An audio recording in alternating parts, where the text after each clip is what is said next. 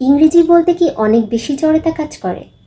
আসলে আমরা যেই এনভায়রনমেন্টে বড় হয়েছি আমাদেরকে সবাই অনেক বেশি জাজ করে, যার জন্য আমাদের মধ্যে এই ভয়টা ঢুকে গিয়েছে যে হয়তোবা কোথাও এক জায়গায় আমরা গ্রামাটিক্যালি ভুল করব।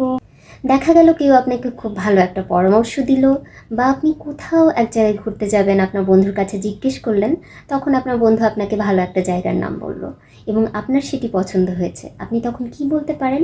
Sounds great. দ্যাট মিন্স আপনার সেটি পছন্দ হয়েছে এবং আপনি সেটা নিয়ে বেশ এক্সাইটেড। দেখা গেল আপনি আপনার বন্ধুর সাথে একটু বাইরে যাওয়ার প্ল্যান করেছেন, আপনার বন্ধুটি আপনাকে কল করে জিজ্ঞেস করছে তুই কি রেডি হয়েছিস? তখন আপনি কি বলতে পারেন? Not yet. দ্যাট মিন্স এখনও না। দেখা গেল আপনার কোনো বন্ধু বা কলিগের কাছ থেকে আপনি বিদায় নিচ্ছেন এবং খুব তাড়াতাড়ি দেখা হবে, তখন আপনি তাকে কি বলতে পারেন? আমরা বাংলায় সাধারণত বলে থাকি আচ্ছা ঠিক আছে আবার পরে দেখা হবে। এটাকেই আমরা ইংলিশে বলতে পারি ক্যাচ ইউ লেটার। কি বলবো? Catch you later. তার খুব কাছের একটা বন্ধু দেখা করতে আসছে এবং আপনি সেটা শুনে খুবই খুশি, তখন আমরা বাংলাতে কি বলি? যে আমি আর অপেক্ষা করতে পারছি না। এটা আমরা ইংলিশে বলবো তখন আই ক্যান্ট ওয়েট।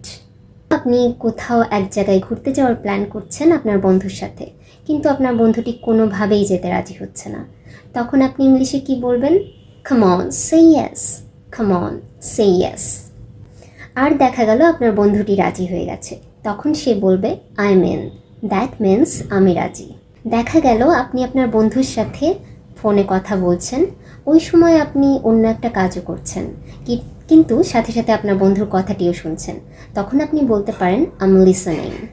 সাথে সাথে আপনার বন্ধুকে এটাও বলতে পারেন সে যেন তার কথা চালিয়ে যায়, তখন আপনি বলতে পারেন গো অন, আম লিসেনিং। অনেক সময় আমরা আমাদের বন্ধুদের সাথে বলে থাকি না আরে আমি জাস্ট মজা করছিলাম, এটা আমরা ইংলিশে বলতে পারি আম জাস্ট কিডিং। কি বলবো? আম জাস্ট কিডিং।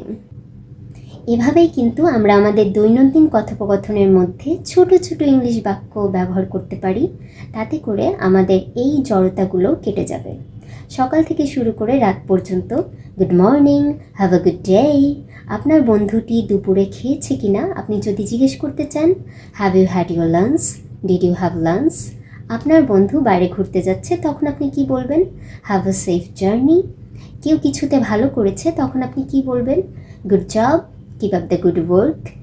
খুব ইজি, আমরা কিন্তু এই বাক্যগুলো আমাদের প্রত্যেক দিনের কথোপকথনের মধ্যে রাখতে পারি। We must start first actually, because no one becomes great overnight, right? Small steps, simple sentences, daily practice, that's how confidence grows. আজকের মতো এখানেই, দেখা হবে হয়তো পরের কোনো ভিডিওতে। আল্লাহ হাফেজ।